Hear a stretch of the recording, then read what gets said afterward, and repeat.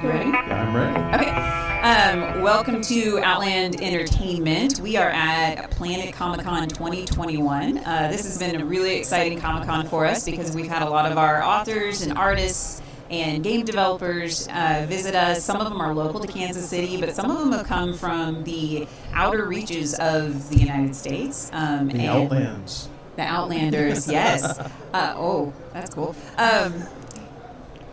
You distracted me. I'm sorry. My brain's like, ooh. So who we have with us right now is C. Edward Sellner. He goes by Chuck, and he is one of our... Okay, let me go back. He is the director of Visionary Creative Services, used to be Visionary Comics, and he is partnering, and Visionary is partnering with Outland, so that Outland can focus more on publishing, and Visionary can focus more on the creative services, and we can all get a lot more work done, and a lot more produced, and available for everybody to buy and love. So. Welcome to Outland. Well, thank you. First of all. It's great to be here. You've been with us a couple of months, but it's been more onboarding type of stuff and backroom conversations that I'm not always privy to. I just want to be in the room where it happened. Well, actually, it was like a email. Room, yeah, it's the same thing. It's all the same thing. Like audiobooks are reading books, even though it's not technically. You're right. Yeah, it's the same thing. Media is media at this point. Yes. But we wanted to interview you since you're going to be here anyway, and you have offered to give tips and tricks for portfolios, developing portfolios. Yes. So this is a presentation you've done before, so you're, pretty good with it. So I'm going to let you lead, and I'll just ask silly questions sometimes. All right. Well, first, just a little background on what I've done so people know why I'm talking with any authority on this. I managed Visionary, launched in 2006. I work with a ton of artists of all levels. I work with big people in the industry who've been in the industry for 20, 30 years. I work with a lot of artists who are just breaking into the industry. I've been very proud that Visionary has helped shepherd and mentor a number of artists who have gone on to work their first indie projects with us, and then have gone on to work for Marvel and DC. And all the major publishers in the United States.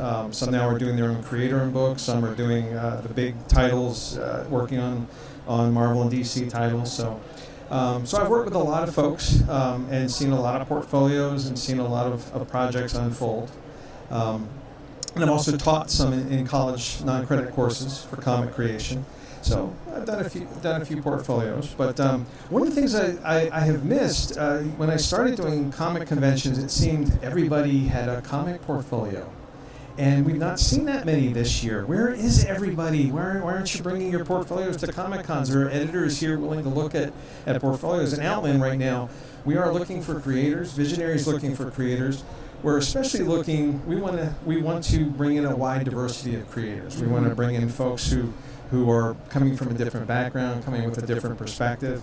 So please, if you're an artist out there, be submitting your work and come check things out. But let's talk portfolios. Okay. Every artist should have a good portfolio. The keys to portfolio is to make sure, these are some of the most important things and some of the most basic things. Wait, can you just give an overview of portfolios? Because not everybody's an artist. Okay. I mean, fair sorry enough. for the artists, but just what is a portfolio and why do you want to have one? A portfolio is the showcase of your work, what you're capable of doing. So basically, it should reflect the type of work you want. It should reflect the type of work that you're doing. It should reflect your best work. Most of the portfolios I review are folks who want to break into comics. So in that case, I should be looking at sequential pages, which is what we call story pages, where there's actually multiple panels and a story is unfolding, because that's kind of the meat and potatoes of comics. I have gotten comic portfolios that don't have any sequential pages, and I always send someone back and say, you got to draw some of the story. So I'm assuming, as an editor, you would be looking for someone who's consistent. Like they're able to draw consistently. Not just, this is a cool image, but, you can do this image from different perspectives and angles and, Yes. Okay. If you want to do professional art, you have to be able to show the consistency. You have to be able to show finished work. So make sure what you're doing. The key things with a portfolio is in general, whatever kind of art you're doing, show your best, Show stuff that is fully finished through.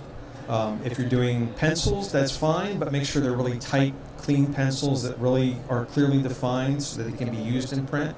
If you're doing inks over your pencils, make sure those are finished and full. If you're doing like Shannon, who does the full work on some of the Dragon Ring stuff, make sure that is what you're presenting.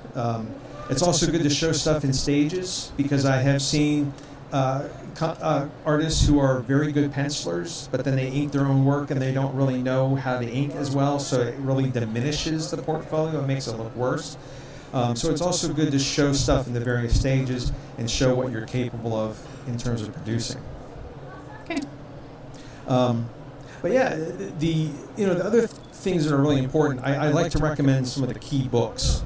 It's good to study, and there are 3 key books that are like How to Draw Comics the Marvel Way, which is by Stanley and John Buscema. It's sort of the one of the easiest, most understandable books that communicates the dynamics of doing comics. If you want to get more into it, there's Scott McCloud's Understanding Comics, which is an excellent handbook about how to create comics. And then there's the classic Will Eisner's Comics and Sequential Art. Because the toughest thing, a lot of folks think comics is really just about drawing people and places.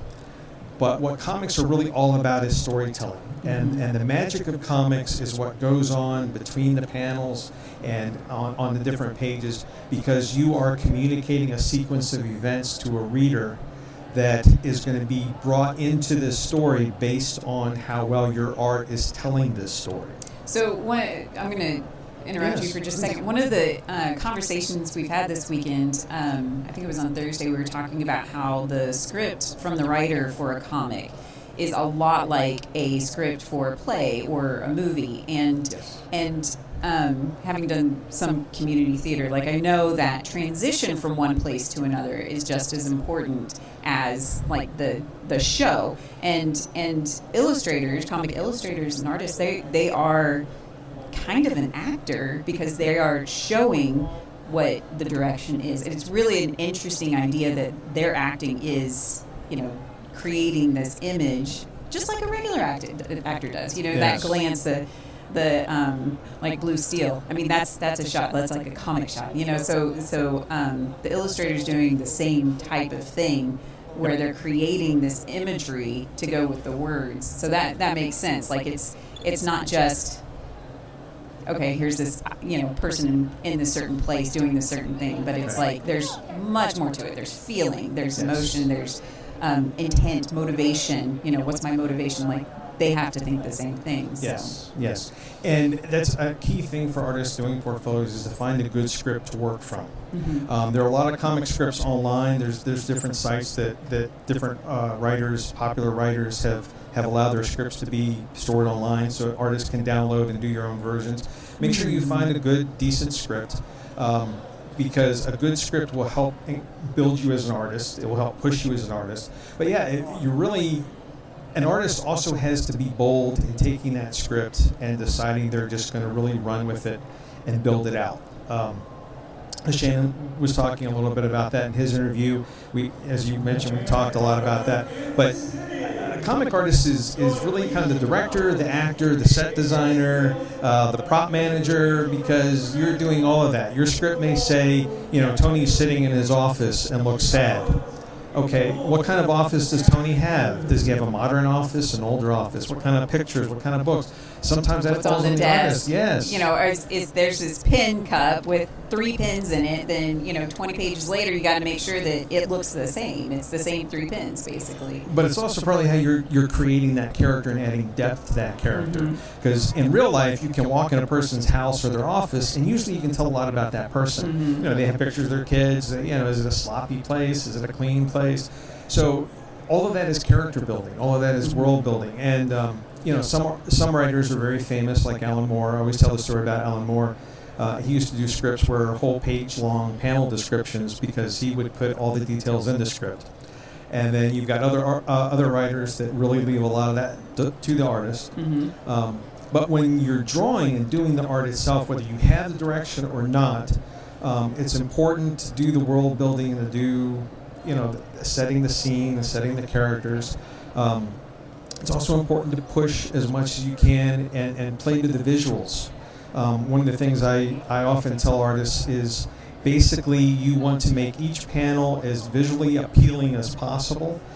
Each panel is its own little story. Each page is its own little story, and each part of that has to be composed well to really work well. For example, two people can be having a conversation. Superman and Lois Lane can be having a conversation. If it says it's on the roof of the Daily Planet building, okay, that's cool. You want to make sure you're a dramatic shot. You get the Daily Planet in there. It's a sunset. Really build up the drama and the visuals so that panel is appealing on a visual level. But yeah, especially also with characters, as you mentioned, you want to put a lot of emotion, put a lot of action in there. One of the things I like best about the How to Draw Comics the Marvel Way is it emphasizes it's not only acting, but it's like overacting. If you go and see a Broadway play or a stage production, the actors don't just act normal. Every motion is bigger. Every time they speak, it's louder. It's more dramatic. Partly that's because they have a full audience that has to get that out in the back. But in the comics, it adds a lot more drama. So you can have a panel that's very flat and mid-shot of just two characters talking, or you can do a dramatic downward shot and, the one guy's looking angry.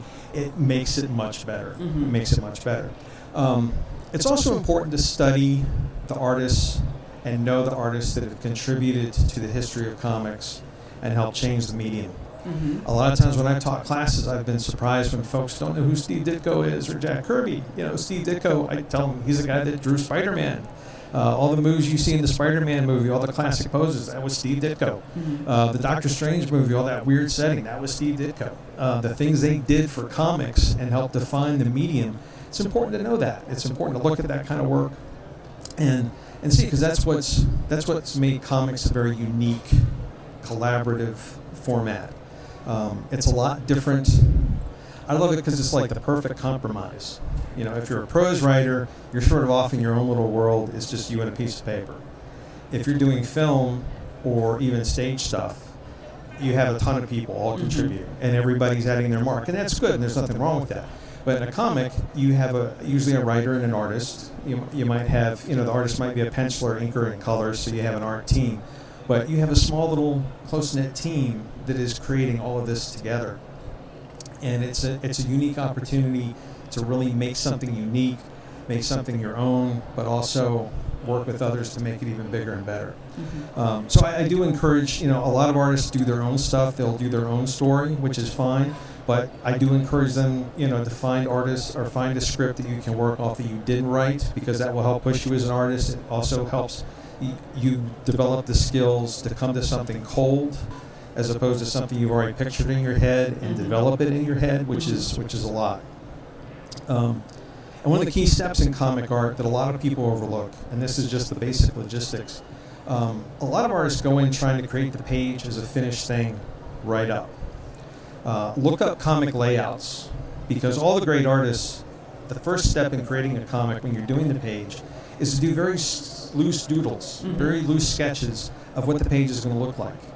I like to use the analogy, if you're building a building, you don't start by putting up a wall and putting the full wall together, all the brickwork and the window panes in.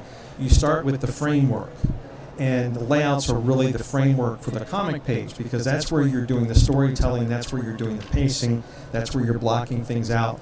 And a lot of artists I know who've even been in the business forever, they will spend twice as much time on a layout as they will on a finished page, because the layout's all the heavy work. Once they've got the layout done, the heavy lifting's done, they can just draw and knock out the rest. So don't be afraid of building and sculpting that page a little bit at a time, starting with the very loose doodles and the sketches to get a feel.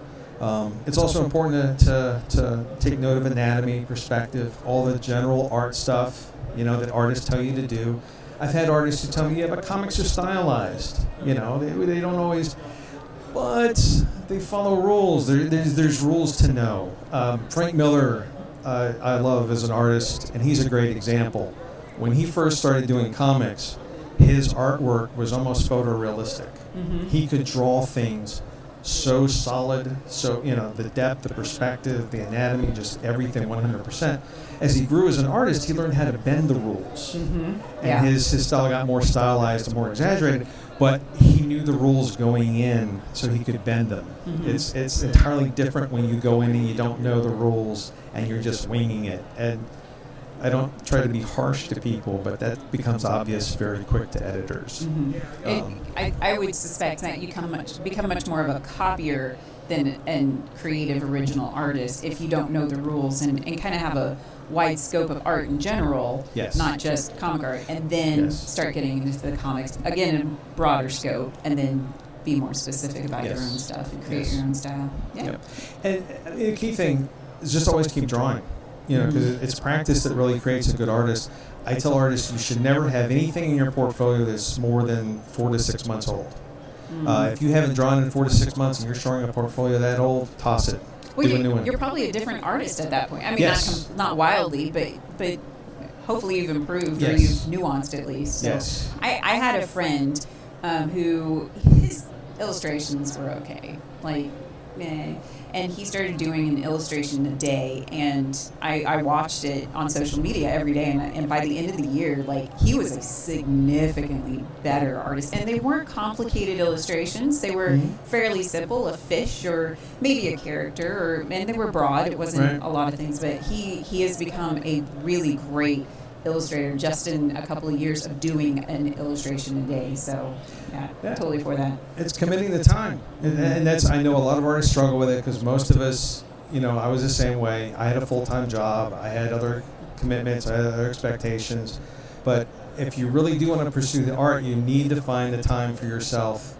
If you can't do every day, okay, do every other day. If you can only do weekends, make sure your weekends are committed. Set out an hour, 9 a.m. Saturday, just get it done.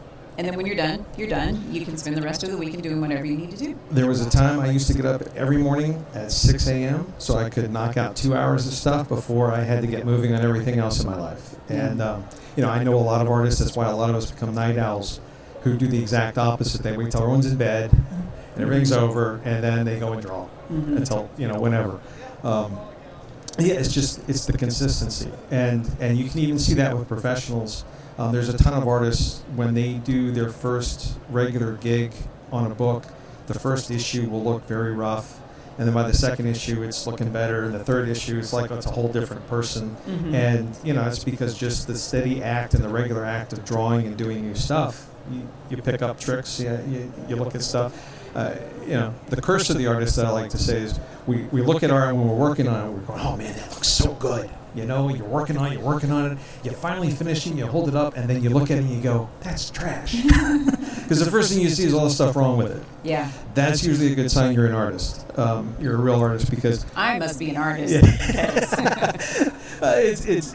We always, the whole thing about art is growing and pushing yourself further and doing better. So when you finish the piece, if that means you've learned something in the act of creating that piece, that now that you're looking at it in hindsight and saying, I could do that better. It's good to know that you can be better. My son is, of course I think he's brilliant and super talented. He's a percussionist, and he's not the best percussionist in the band, and he knows it. He's okay with it.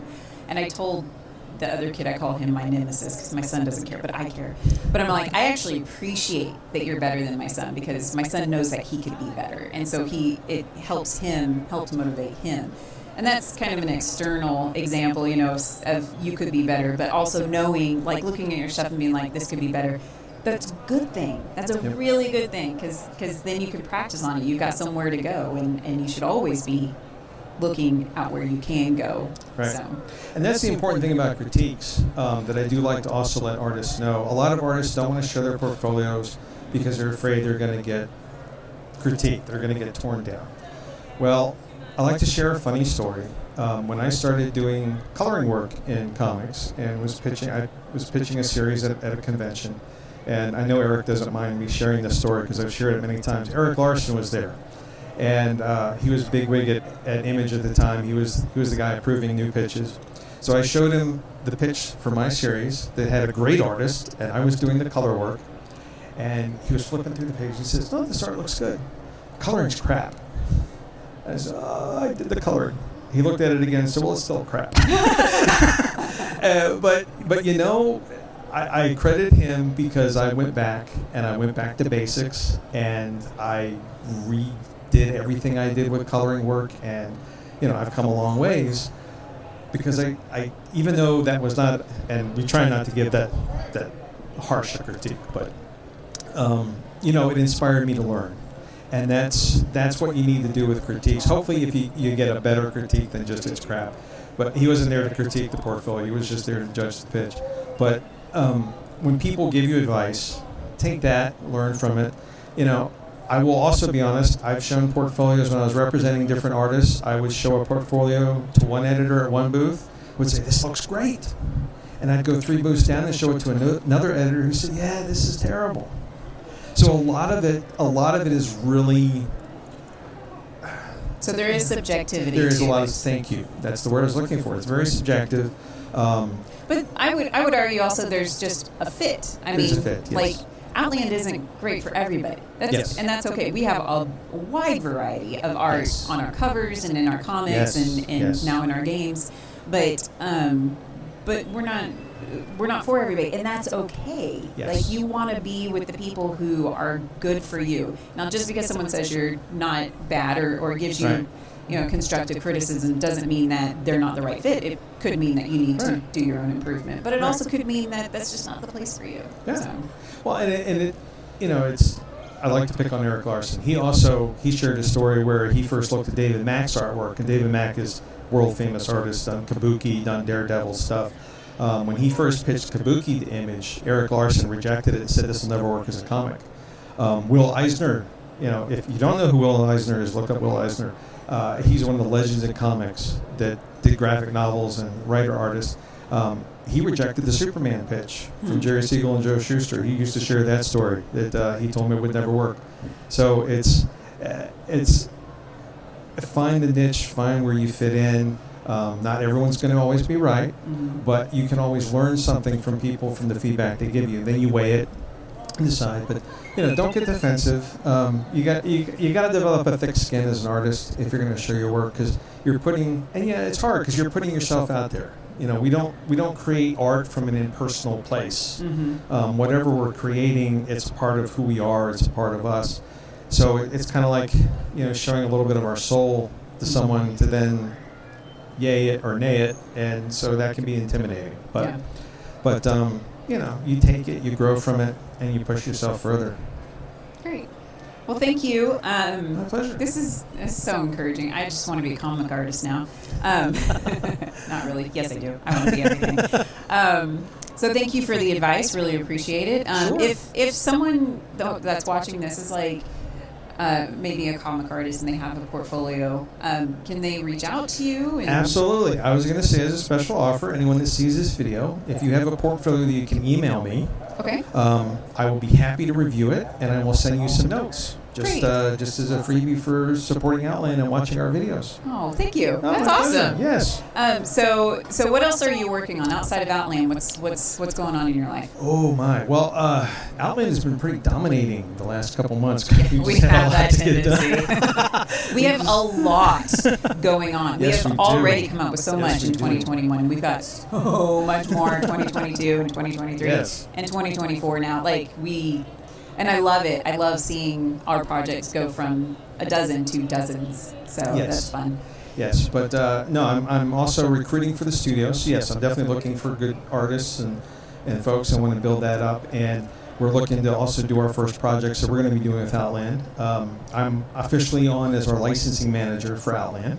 I'm very excited about that. I can't name any names yet, but I'm talking to some awesome authors that we're talking about adapting their books. And let me explain that a little bit. So Outland Entertainment, our specialty is creating transmedia worlds. Yes. Which means we don't just publish a book in this world and comics in this world. We develop worlds of multimedia, but the media works together to tell different stories, not the same story in different forms, but different stories in different ways, so that if you find a world that you love, which you will, you can find other ways to enter that world. Yes. And so one of our greatest examples so far is Vikingverse, which is right behind us. We have 4 comics, which are now in a graphic novel, and that's coming out soon. And then we also have 2 novels, and we have an Old Norse for Modern Times Facebook. It's a Viking. It's modern day Viking dominant culture. So there's a little bit of sci-fi, a little bit of fantasy element because it is Viking, Yes. and so the Old Norse for Modern Times is modern phrases that we all use for social media and movie quotes and that sort of thing, but it's in Old Norse, which is super fun. And then we're developing an RPG for that too. So not every world is going to have the same things, but we are developing transmedia, and we're looking at different types of media that may not be, readily acceptable to modern receivers. I don't know, audiences. That's the word. It's going to be super fun. So we're looking at licensing some exciting IPs that we are going to expand. Like maybe it's a beloved novel series that we're going to, maybe do more novels or novellas or comics or RPGs or board games or card games. I mean, who knows? Right? Yeah. Who knows where it's going to go? Right. Which also. One of the things I love about that, and we've had some conversations about, like, a lot of the beloved IPs historically have been dominated by white men. It's just a truth. Yes. I'm not saying they're bad people, I'm just saying it's just the truth. So one of the cool things about being able to license this is that we can give this opportunity for other perspectives to come in and help develop this world and develop transmedia for these worlds. I think that's glorious. Like, there's not a word to describe how amazing that is.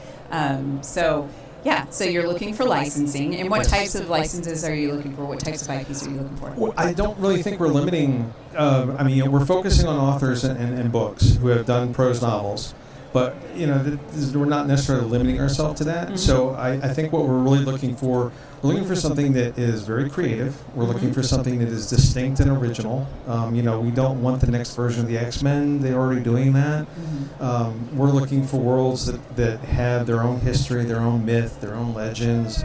We're looking for various genres.